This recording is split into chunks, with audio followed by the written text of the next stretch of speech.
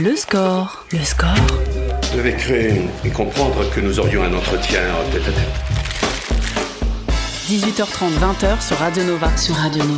Bon, à mon tour maintenant. On a écouté vos classiques, on va écouter les miens. Avec Charline Roux.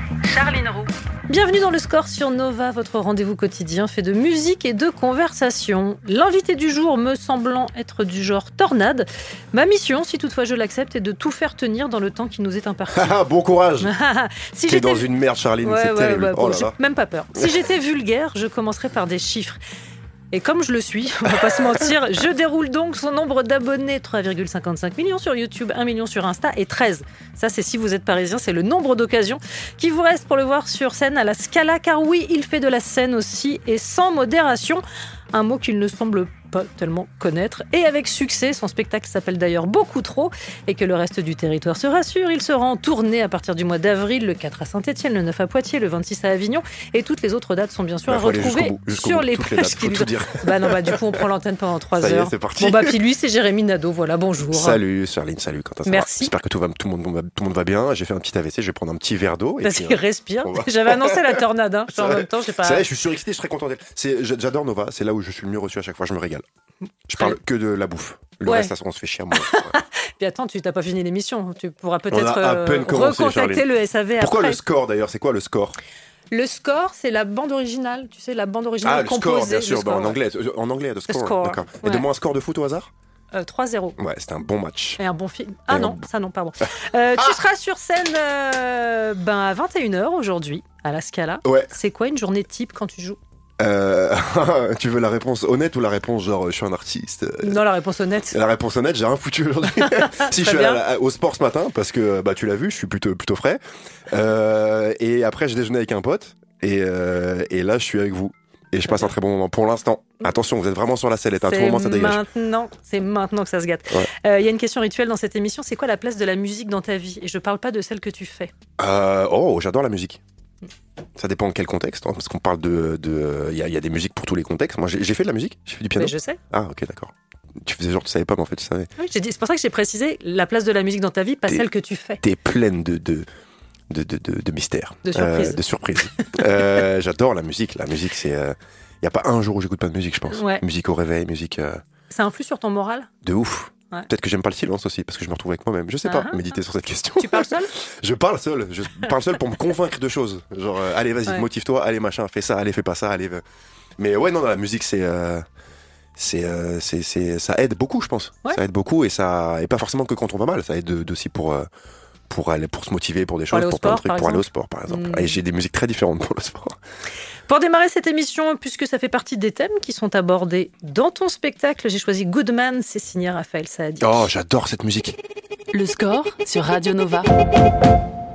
Raphaël Saadic sur Nova, Good Man, et puisque vous entendez Jérémy Nadeau chanter sur cette chanson. C'est mon premier concert, Raphaël Saadic. C'est vrai? Ouais, j'adore ce mec. Bien choisi donc. Ouais, trop bien. J'étais allé avec mon père, c'était incroyable. Bon, il est habillé cette fois, mais t'as capté. Petit spoiler pour la suite. On parle de ton spectacle. Pour démarrer, un mot de ce titre, Beaucoup Trop.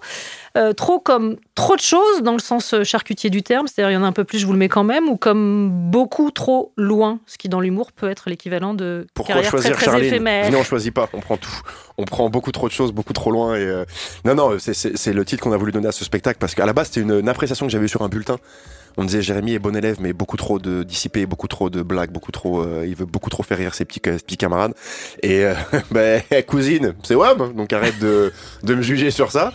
Et ouais, beaucoup trop, parce qu'on emmène des blagues qui sont pour l'humour commun beaucoup trop loin, et en fait c'est pile le niveau qu'on va chercher, parce que on veut chercher le rire de j'ai mal au ventre, j'ai mal aux joues, et je rigole un peu de honte, mais je rigole quand même parce que ça fait du bien, quoi. Sur scène, tu te racontes, tu zigzags, tu te perds, tu retombes sur tes pattes. Cet art de la digression, il te vient de où? C'est intéressant cette question, parce qu'à la base le spectacle n'était pas structuré comme ça. Ouais. Et pour ceux qui l'ont vu, ils savent de quoi on parle. Et en fait, avec Kaza, mon co-auteur, on s'est beaucoup inspiré de films et de séries qui utilisent beaucoup ce système pas de flashback, mais de grosses digressions.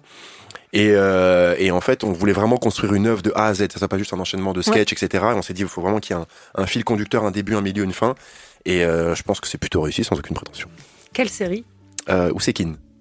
En voyant la série Ousekine en avant-première qu'on a on s'est dit, il bosse beaucoup en fait avec ce genre de système où en fait l'histoire principale d'Ousekine, le temps présent est très ponctuel en fait. L'histoire, on pourrait la raconter en 15 minutes en fait, mais après il y a beaucoup de digressions, d'explications, etc. Et en voyant ça, on s'est dit, est-ce qu'on mettrait pas ça dans le spectacle? Je digresse, donc Ousekine, c'est sur Disney+, et c'était avec le merveilleux Saïd El Alami, faut-il le rappeler. Hop, je reviens au sujet. Parmi les notions que tu questionnes sur scène, il y a le courage. Et j'ai pu remarquer que c'est déjà un truc qui t'agitait dans tes vidéos. Ouais. J'ai fait beaucoup de vidéos sur le courage, sur la peur, sur se battre, etc. Parce qu'en fait, je pense que sans le savoir, je me questionnais déjà sur... En fait, le questionnement principal du spectacle et que j'expose au début, c'est est-ce qu'un homme peut en être un s'il n'est pas parfait? Parce que moi, c'est l'image que j'avais, que pour être un homme, il fallait être un homme parfait, sans défaut, sans faiblesse, etc. Et en fait, je pense que je suis revenu, grâce au stand-up, j'ai eu cette réflexion et je suis revenu un peu de cette vision. Et je pense qu'un homme n'est pas parfait, mais il faut qu'il soit conscient qu'il ne l'est pas pour travailler sur ses imperfections. Et voilà, je pense que c'est ça aussi. Bienvenue sur Nova, le score. 18h23. Allongez-vous, ce ne sera pas douloureux. T'expliques que petit, t'avais 2 rêves, monter sur scène et être un bonhomme. Je rappelle donc que tu es à la Scala. On fait un point sur le deuxième sujet. Écoute, si tu voulais, je peux retourner la table et casser tout dans ce studio. Ouais, mais ça questionne aussi la notion de qu'est-ce qu'un bonhomme. Mais ça serait pas du tout un bonhomme. Voilà, parce que moi, je pensais ça. Moi, j'ai grandi avec des films de Bruce Willis, avec L'Arme Fatale, avec Mel Gibson, etc. J'ai des Die Hard, Une Journée en Enfer, tous les trucs comme ça. Et pour moi, c'était ça, des hommes. C'est les hommes qui castagnaient, qui pétaient des gueules et qui avaient des débardeurs et qui transpiraient et qui visiblement peut-être avaient une calvitie aussi. Est-ce qu'il faut pas avoir une calvitie pour être un homme? J'en sais rien. Il y a des modèles assez récurrents. Jason Statham, pour moi, je suis désolé, mais j'ai grandi avec le transporteur aussi, tu vois. Donc, et pour moi, c'était ça, être un homme, être un bonhomme, en fait. Et en fait, je pense pas que ça soit non plus l'inverse total, mais il faut trouver un équilibre entre tout ça, quoi, pour être assez cohérent et assez juste. Ouais. Je vais te donner 2 citations. Je te laisse choisir celle qui t'est le plus proche. Faut que je choisisse avant ou après? Comme tu veux. Vas-y maintenant. La deuxième. Alors la première, c'est le plus brave de nous a peur de son moi. Et la deuxième, c'est Yippee-ki-yay, motherfucker. Tu vois, Die Hard, voilà. La première, c'était Oscar Wilde. C'était sur le courage. Je trouve ça pas mal. Je trouve ça collait assez bien avec ce que tu racontes. C'est vrai qu'elle est bien. Mais je parle de Die Hard et de Bruce Willis, Yippee-ki-yay, pauvre con. Ça me parle aussi. Tu veux que je te fasse l'oiseau? Je vais boire et je vais faire l'oiseau. Vas-y. Non. Ça, c'est une...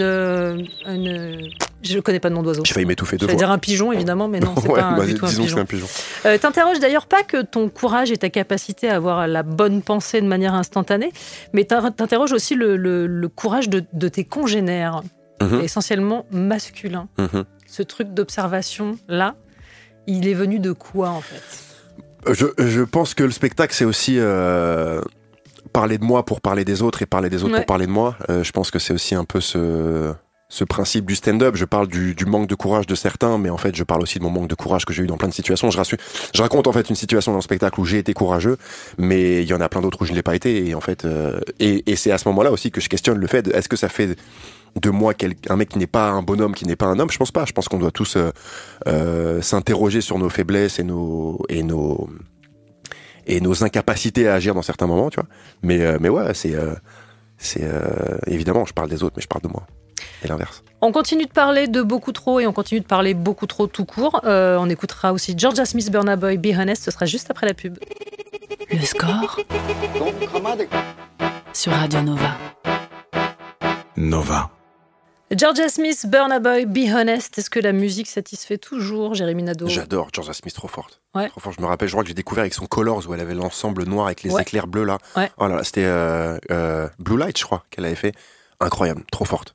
Trop fort, Georgia Smith. Bon, jusqu'ici, le SAV ne sera pas contacté. Non. On est tranquille. Non, ça y est. On parle de beaucoup trop. Raphaël Sadik, très fort aussi.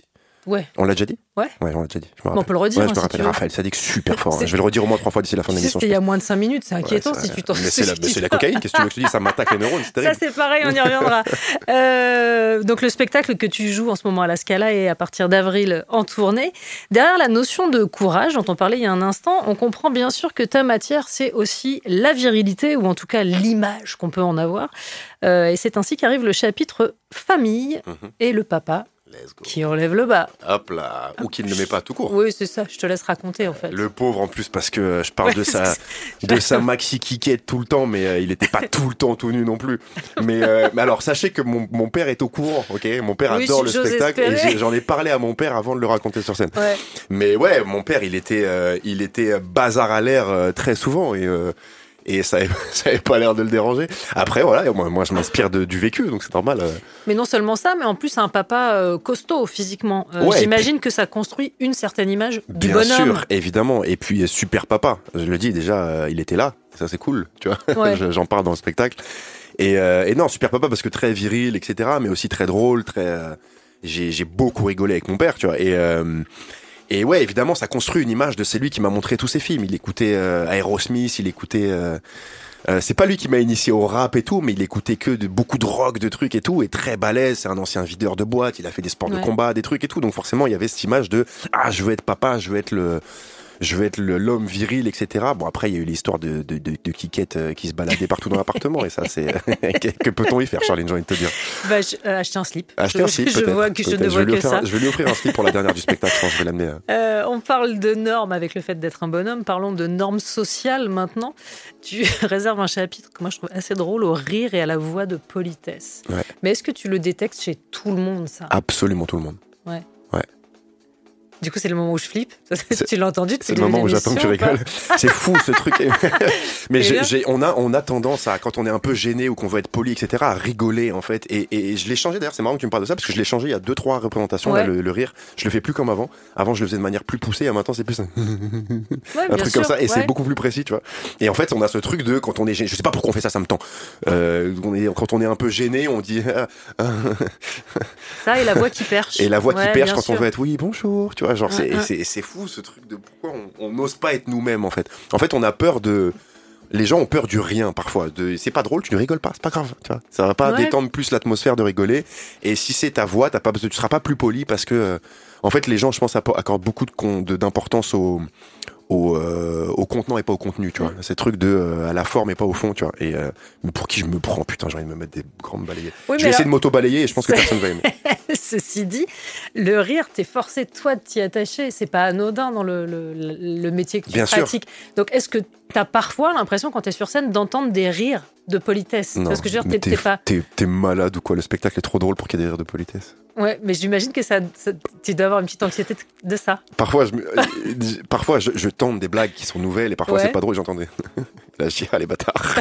Ah, les bâtards. Celle-là, on l'enlève. Mais c'est comme ça, écoute. Après, moi le rire, c'est notre métier et c'est trop précieux pour l'utiliser, même si tu choisis pas quand tu l'utilises, mais le gâcher dans des situations où c'est... je le dis, hein, dans le spectacle, je suis là... un pain au chocolat, on n'a plus de pain au chocolat, des croissants là. Pourquoi on rigole? C'est pas drôle, putain, pourquoi on rigole à ce moment-là? Et catégorie embarras social, tu fais aussi part de ton addiction au téléphone, toujours allumé, au cas où on aurait besoin de toi en urgence. Est-ce que je dois y détecter un petit complexe du sauveur? Oh, il a été là pendant très longtemps celui-là. On a fait des années de thérapie pour le faire disparaître, hein, mais ouais. Et puis surtout que, en plus, j'écrase la nuit, moi, donc ça sert à rien. Genre, tu peux m'appeler, tu vas te retrouver avec ta jambe cassée tout seul dans ton coin et tu vas appeler une ambulance. En plus, je le dis, j'ai pas de voiture. Qu'est-ce que tu veux que je t'aide? Genre, je vais venir quoi? Je vais venir en Uber. Une situation d'urgence, tu dois attendre un Uber 17 minutes. Genre, ça n'a aucun sens, tu vois. Tu l'as éteint pour l'émission? Il est en mode avion. Très bien. Pas C'est complètement. pas mal. Non, Ouais, il est pas... bien. Mais on peut plus me contacter. Tu vois pourquoi je l'ai pas éteint? Je sais pas. Alors qu'il est en mode avion. Je ne peux rien faire avec mon téléphone. C'est super relou à rallumer, en fait, très simplement, non? Peut-être, moi, ça doit être pour ça. On va dire que c'est pour ça. Nouvelle pause musicale, on écoute Santigold, Disparate Youth. Le score sur Nova, sur Radio Nova. Avec Charline Roux. Santigold sur Nova. Bon, je me dois de proposer ce titre à Jérémy Nadeau pour appréciation ou pas. Disparate Youth, ça te plaît? Pas mal, c'est un peu sexy, j'aime bien. Ah ouais? Tu m'as pas me trémousser pendant le... Si, mais j'ai fait comme si je le voyais pas, en fait, par gêne. Genre, c'est vrai que tout le monde était gêné, mais t'as rigolé un peu, t'as fait, c'est marrant ce que tu fais. Exactement. Je trouve ça hyper sympa. On continue de parler de ton spectacle beaucoup trop. J'espère bien, je suis là pour ça. Je me suis demandé si, depuis les débuts, tu l'avais fait bouger à certains endroits, notamment à cause de l'actu. Je pense à la mention de Neuralink, la start-up de neurotechnologie et transhumanisme que l'on doit au monsieur qui fait des saluts romains. Là. Est-ce que tu fais bouger ce genre de choses? Le spectacle a beaucoup bougé dans sa structure et dans les blagues, pas forcément par rapport à l'actu, mais on modifie pas des trucs profondément dans le spectacle par rapport à l'actu, mais on peut en rajouter en tout cas, de notre NAZI préféré, le nouveau d'ailleurs, belle surprise, hein. Bravo Elon, hein, franchement. Non, mais c'est marrant parce que salut Romain et on entend un autre accent. Je sais pas, on entend, c'est quand même c'est un très salut étonnant. romain. Ouais, donc du coup, ça fait. Ça, c'est nouveau. Tu C'est peux, tout tu nouveau. peux Ouais, rajouter. c'est tout nouveau. On peut rajouter, on peut ouais. caler des trucs, bien sûr, à tout moment. Surtout quand il y a des gros trucs comme ça et qui méritent d'être un peu moqués, quoi. Sur scène, tu déploies une énergie folle. Et alors, est-ce que je me trompe si j'y vois, moi, une énergie presque de dessin animé? Tu vois ce que je veux dire, genre le diable de Tasmanie, quoi. Il y a un truc un peu de genre... cartoon un peu, ouais. Mais ça me fait du bien aussi, tu vois. Et en fait, le truc, c'est qu'il y a plein de vannes qui fonctionneraient pas s'il y avait pas autant d'énergie, je pense. Et que on en parlait souvent. Parfois, j'essayais des vannes et ça marchait pas. Et Kaza, mon co-auteur, il me disait va plus loin, etc. Mets plus d'énergie. En fait, c'est compliqué quand tu vois une vanne qui fonctionne un peu moyen et tu dis là, je vais devoir aller encore plus loin, mais je vais m'afficher, tu vois. Et en fait, plus elle va loin, en fait, plus c'est drôle. Et les gens à un moment finissent par craquer, en fait, parce que c'est drôle et que une vanne ne peut fonctionner, certaines vannes ne peuvent fonctionner que si on va trop loin et que si on déploie 200% d'énergie et qu'on se met au sol si besoin et qu'on joue le truc, tu vois. Alors, dessin animé un catégorie trop loin. Moi, quand j'ai vu le spectacle, t'avertissais les spectatrices, les spectateurs sur un usage parfois intempestif du mot bite. Mais t'as vu que c'est pas de ça qu'il faut les prévenir en priorité, hein, parce que tu parlais de pousser les curseurs, le chapitre pousse ta mère à bout. Et quand même assez spectaculaire sur c'est marrant. Je ris, je suis gênée. Est-ce que je suis plus gênée ou est-ce que je... C'est un de mes passages préférés. Parce qu'il y a vraiment, le truc de beat au début, c'est vraiment un prétexte pour instaurer un truc, un running gag et une boucle qui va être bouclée à la fin, mais c'est vraiment le truc le moins violent entre guillemets du spectacle, quoi. Tout à fait. Et le passage de la mère, évidemment, ma mère c'est un amour. Ma mère, elle est très spirituelle, très un peu perchée, très dans les énergies, etc. Et j'imagine ce que ça donnerait si en fait ça cachait une violence extrême, tu vois. Ouais. Et ce moment où j'illustre ma mère qui m'agresse en attrapant le pied de micro, en me jetant par terre et tout. D'ailleurs, c'est comme ça que je me suis déboîté le genou sur scène un jour. Je me suis arraché les ligaments et tout, genre. Écoute, on vit pour nos spectacles, on vit pour l'art. T'es sur scène de manière très régulière depuis 2019 18, ouais. À peu près. Il y avait une première fois en 2017. 2017, 18, 19. Mais régulièrement, c'est 2019. Exactement. On en parlait mardi avec Manon Bril, la scène is the new book des créateurs de contenu. Qu'est-ce qui t'a donné, toi, l'envie de te confronter à un public dans la vraie vie ? En fait, ça m'a donné envie. J'ai eu envie de me reconfronter à un public, surtout, parce que j'ai commencé par le théâtre. Avant le bien enseigné, j'ai l'impression, la DGSE, putain. Le cirque, quand j'étais plus jeune, bien sûr, je faisais le grand écart et je jonglais en même temps. Est-ce que ça me sert aujourd'hui ? Absolument pas, mais je peux en rire en tout cas. Clown, ouais, exactement. Le côté clown, ça me parle. Mais non, c'est le théâtre, c'est par ça que j'ai commencé. Après, j'ai fait des vidéos sur Internet, mais j'avais toujours envie de remonter sur scène et de confronter, entre guillemets, mais si le public est pas ton ennemi, mais de retrouver cette présence des gens et ce côté un peu organique, tu vois, tout de suite il y a les réactions, ça marche pas, mais au moins on vit un truc, toi. Oui, j'ai ouvert en déclinant des chiffres, mais est-ce qu'à un moment tu t'es dit que ces chiffres, ces 3,5 millions de gens sur YouTube, 1 million sur Instagram, c'est tellement délirant que ça en devient complètement abstrait et qu'il y a un besoin d'aller voir les gens bien sûr, les vrais, quoi. Quand j'ai commencé le stand-up, évidemment que j'adore YouTube, mais j'avais plus de sensations en jouant devant 100 personnes qu'en voyant une vidéo qui fait 4 millions. Tu vois ce que je veux dire ? Parce qu'en fait, ça reste entre guillemets des chiffres. T'as pas affaire à ces gens-là en direct. Et la sensation quand tu montes sur scène et que ça fonctionne, c'est incroyable. Et c'est surtout, j'imagine, un exercice d'humilité quand tu te... Oh ouais. Quand t'arrives sur scène et que tu dis moi je viens de YouTube, je sais faire, je vous baise, et au final ok, c'est moi qui suis reparti un peu la queue entre les jambes, quoi. Ouais, les premières fois c'était un peu compliqué. Ouais. On continue de parler de tout ça juste après Kendrick Lamar et Swimming Pool. Le score sur Radio Nova. Swimming Pool, Kendrick Lamar. Kendrick ou Drake, telle sera la question que je pose immédiatement à Jérémy Nadeau. Kendrick, évidemment. Voilà. D'ailleurs, il faut que je change la playlist d'entrée de public parce qu'il y a beaucoup trop de Drake. Pour revenir à Kendrick. Son Super Bowl. J'aime pas utiliser cette expression qui est hyper galvaudée, mais masterclass. Il y a masterclass. Pas de... Ouais, c'est vrai que ça fait toujours putain, masterclass. C'est vraiment une masterclass. C'est une pépite. C'est pépite. Une pépite. C'est un banger. Mentalité Kaizen. On parlait de passer de la vidéo à la scène, personne ne m'a apporté de la scène coke, quoi, depuis le début. C'est fou. J'ai eu un verre d'eau et une madeleine. Mais parce qu'on sait que tu n'en prends pas, tu le dis dans ton spectacle. Chut. Faut entretenir le mythe. Pardon, entretenons le mythe. Monter sur scène, même si tu l'avais déjà fait avant de faire des vidéos avec le succès qu'on connaît, c'était un peu repartir à zéro, ou est-ce que le public virtuel s'est transformé immédiatement en vrais gens ? Une grosse partie du public virtuel s'est transformée en vrais gens, mais il y a de plus en plus de gens qui viennent et qui ne me connaissent pas, donc ça c'est cool aussi. Mais est-ce que le public t'a été immédiatement acquis ? Tu vois ce que je veux dire? Est-ce que c'est des gens qui te connaissaient Oui. Parce que tu pratiques pas tout à fait le même genre d'humour Non, en vidéo et c'est sur quand même scène. très C'est très différent. différent. Donc est-ce que... Ouais, je suis d'accord. J'ai pas eu de gens déçus. Après, je sais pas s'ils ont été acquis directement. Je pense qu'ils étaient aussi des gens qui me suivaient depuis très longtemps, qui étaient juste simplement, et je suis très content de ça, content de me voir en vrai, entre guillemets, tu vois. Est-ce qu'ils ont été acquis? Après, je pense que oui, parce que c'est quand même moi, et j'ai toujours un style qui est assez similaire, même si c'est pas les mêmes thèmes et pas vraiment le même humour. Ouais, je pense je pense pas qu'il y ait des gens qui aient mis du temps à être acquis alors qu'ils me connaissaient déjà depuis des années sur YouTube. Et est-ce que ça a été compliqué de prendre la décision d'arrêter les vidéos, en tout cas en format long? En fait, ou en série comme Frère. On avait un peu fait le tour, je pense, sur YouTube en 13 ans, tu vois, de plateformes. Je pense qu'on a fait un peu tous les styles. J'ai fait du face caméra, j'ai fait du sketch, j'ai fait de la fiction plus sérieuse, j'ai fait de la web série.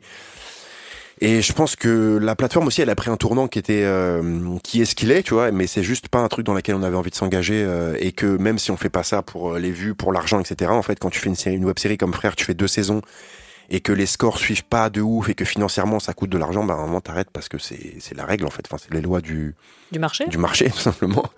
Tu continues de poster des formats plus courts, notamment sur Instagram. La chorégraphie sur musique de fin de cycle de Machine à laver n'arrêtera jamais de me faire rire. C'est fou ce truc, tout le monde m'en parle. Là, je l'ai fait vraiment au réveil par hasard. J'ai lancé une machine, j'ai entendu.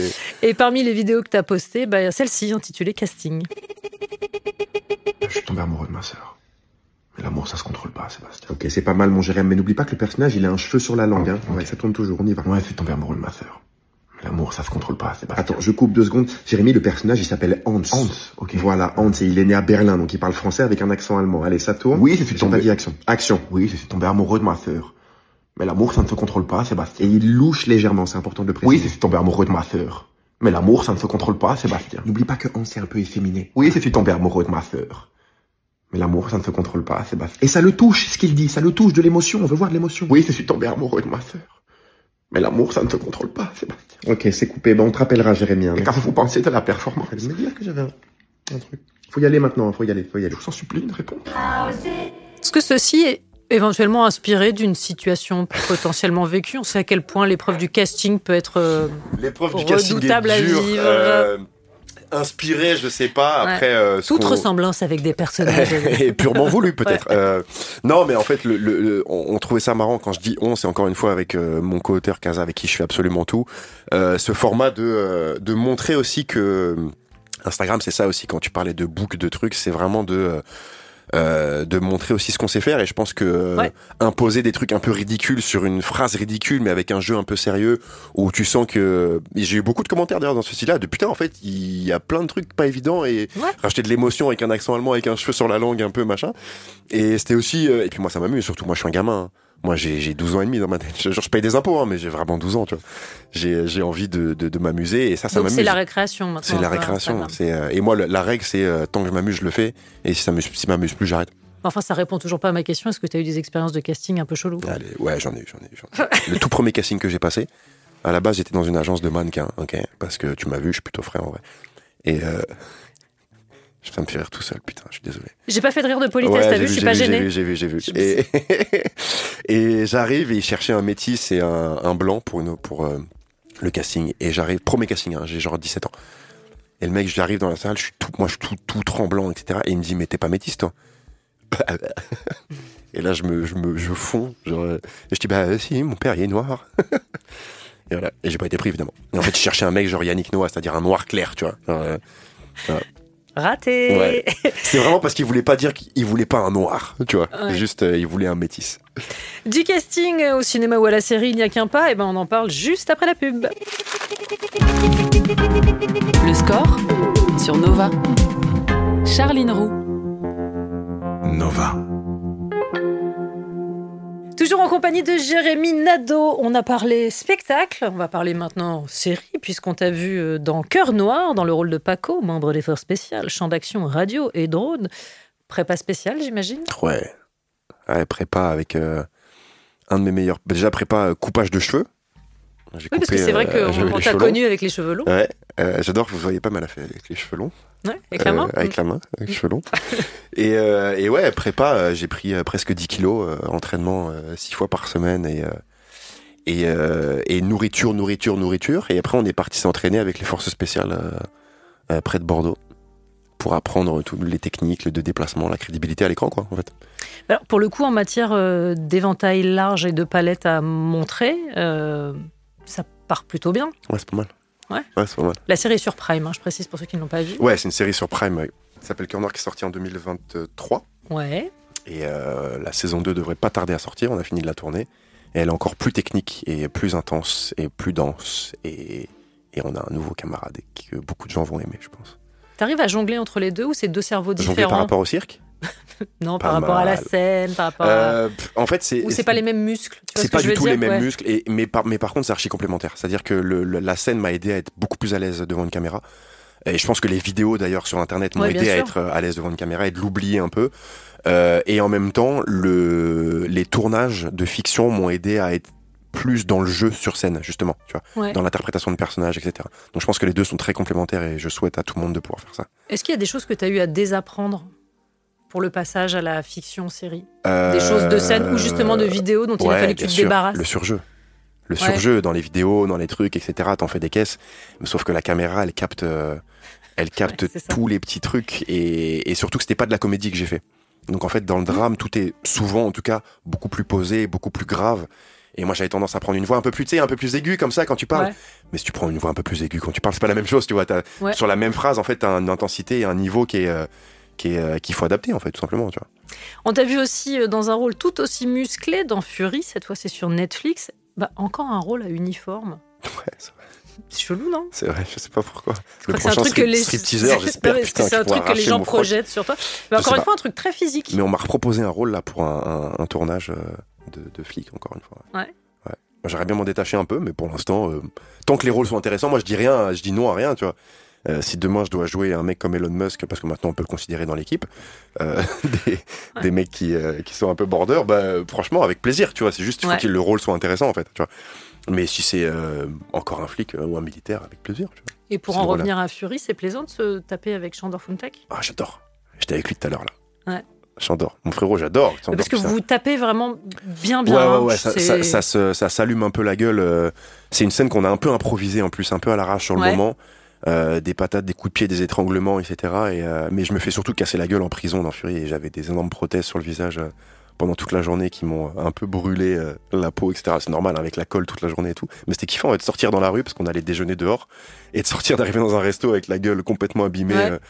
Du faux sang, etc. Ouais, c'était bien. Mais on en revient à une des premières questions que je t'ai posées, c'est la bagarre, en fait. C'est vraiment un truc qui te poursuit en vidéo, en spectacle et de fait en série. Ouais, je me suis très peu battu dans ma vie. Quelquefois, il y a eu des petits trucs à échanger. Toi, ouais, tant mieux. Mais du coup, je sais pas si je suis fort ou pas. Et si vous voulez, là, on peut se taper maintenant. On enlève les micros et on se la fout. Hein.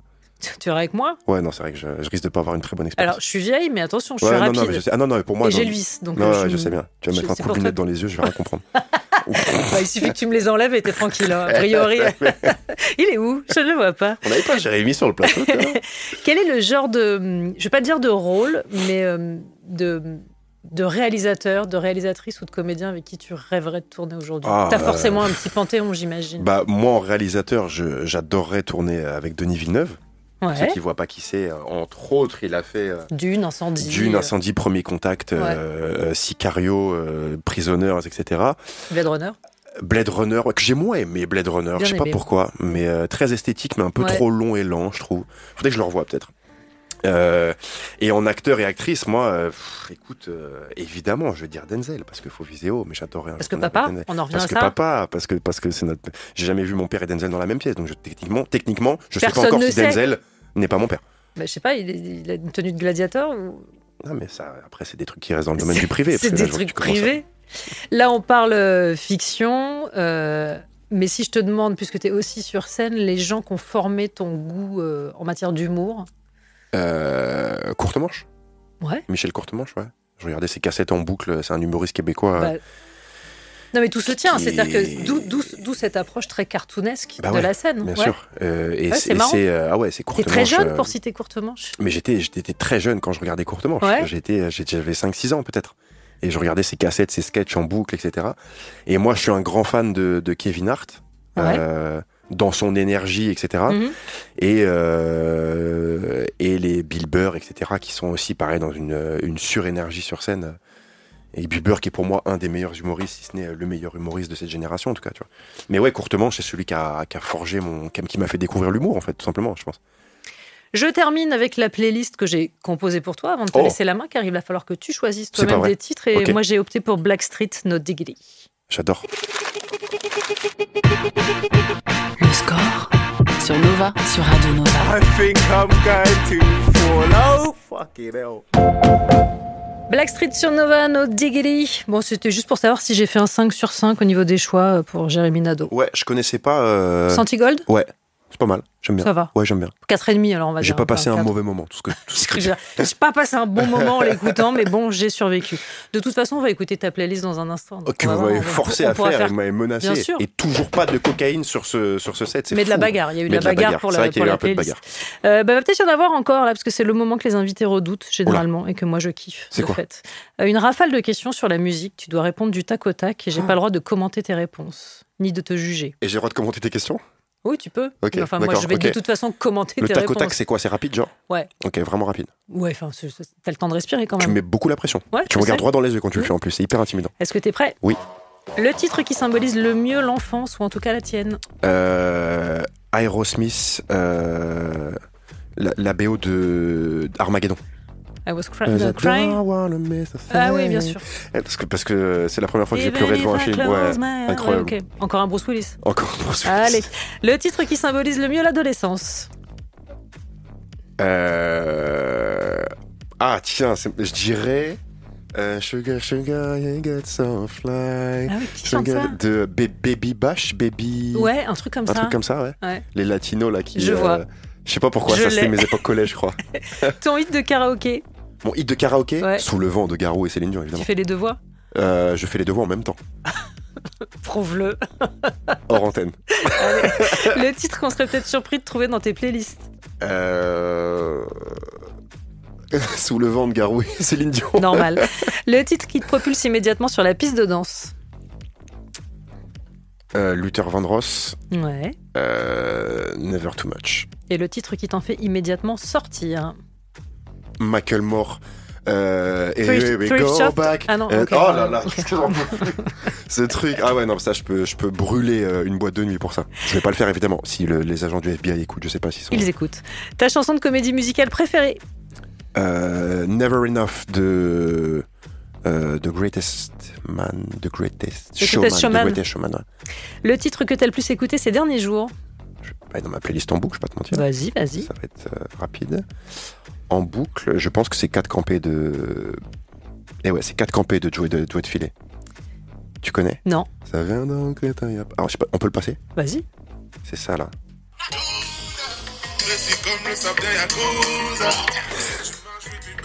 Parce qu'on n'oublie pas les origines. Et la chanson dont t'as un mal de chien à te débarrasser une fois que tu l'entêtes. Mais tu sais, catégorie pénible. Catégorie chiante. Mm. Je sais pas pourquoi en ce moment j'ai I just met you. Carly Rae Jepsen. Ouais, et je sais pas pourquoi. Call Je sais me pas maybe. pourquoi elle me revient souvent et je pense que je vais lui proposer un tête-à-tête pour régler ce problème une bonne fois pour toutes. Ouais, ça y est, je Je l'ai. veux hein. l'éteindre, je veux lui nuire. Ça y est, je l'ai. C'est vraiment une mauvaise idée cette question. Arrête. Formalité remplie. Je rappelle donc que Beaucoup trop, c'est en ce moment à la Scala et encore pour 13 dates. 13 dates à Paris, ouais. Et que tu seras en tournée à partir du mois d'avril. Par exemple, le 4 à Saint-Etienne, le 9 à Poitiers, le 26 à Avignon. Vous trouvez toutes les dates sur les réseaux de Jéréminado.com, Jérémy ouais, Nadeau. ou l'Instagram. Et on est aussi en Suisse, Luxembourg, Belgique, Canada. Très bien. Voilà. Ah ouais. Ouais. Ça y est, c'est parti. On se régale. C'est parti. 4e et dernière tournée normalement. C'est parti. C'est parti ma belle, t'as capté, c'est parti. Eh ben justement, on va passer à ta playlist. Avec Allez, plaisir. pour démarrer, tu as choisi Buena Vista Social Club avec Chan Chan. Pourquoi ce Exactement, titre parce que pareil, titre d'enfance, titre que mon père m'a fait découvrir et que j'écoute encore régulièrement pour apaiser ma journée. Le score sur Radio Nova. Justin Timberlake pour clore le score consacré à Jérémy Nadeau. Merci mille fois. Avec plaisir. J'aurais pu mettre Georgie Porgy de Toto aussi. Ouais. Parce que j'aime beaucoup. Mais je crois qu'on l'a pas dans nos playlists. Je sais pas, mais Non. je la vois sur l'écran là. Ah bah si, alors on l'a dans nos playlists, du coup. Et ça m'a fait penser. Bon, bah... C'est pas grave, pour une autre fois. Ouais, tout à fait. Merci Charline. Merci beaucoup. Ouais. Et il est 20h, il est grand temps de retrouver David Blo qui ce soir accueille Saya Gressé tout de suite dans le Nova Club.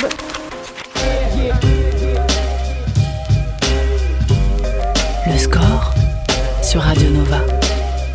À retrouver en podcast sur nova.fr.